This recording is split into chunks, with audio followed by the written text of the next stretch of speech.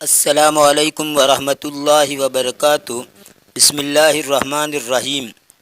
الحمار الشریس، بدمزاج گدھا۔ کان لدا جوہا حمار قوی شدید شریس، جوہا کے پاس ایک بدمزاج سخت طاقتور گدھا تھا۔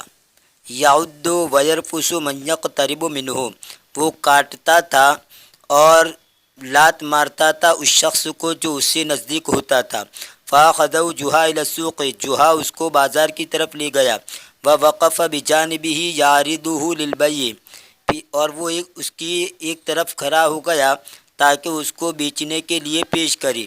فجاء احد الناس لیشتریہ، لوگوں میں سے ایک آدمی آیا تاکہ اس کو خریدے۔ فمد یدہ الی فم الحمار، تو اس نے اس کا ہاتھ بڑھایا گدھے کے منہ کی طرف۔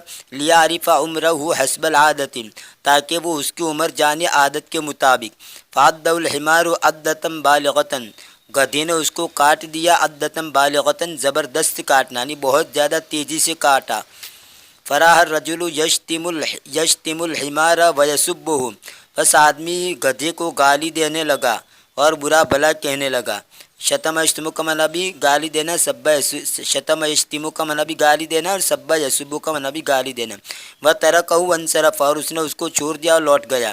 فجاء مشتری آخر واراد ان یمسک ذیل الحمار لیعرف حالتہ، دوسرا خریدنے والا آیا اور اس نے چاہا کہ گدھے کی دم پکڑے تاکہ اس کی حالت کو جانے۔ فرفسہ الحمار فوقہ علی الارض، گدھے نے اس کو لات ماری اور اس کو زمین پر گرا دیا۔ فاخذ الرجل فی الشتم والسب وذهب، یہ آدمی گالی دینے لگا، برا بھلا کہنے لگا اور چلا گیا۔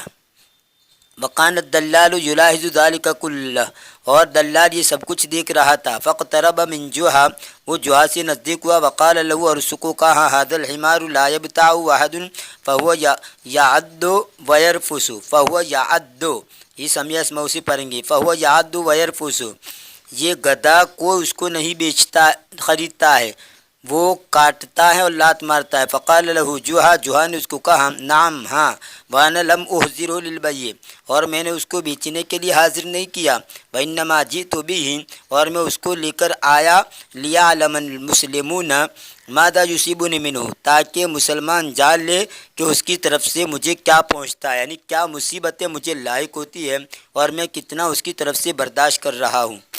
ماذا یصیبنی منہ، مجھے اس کی طرف سے کیا مصیبت لاحق ہوتی ہے۔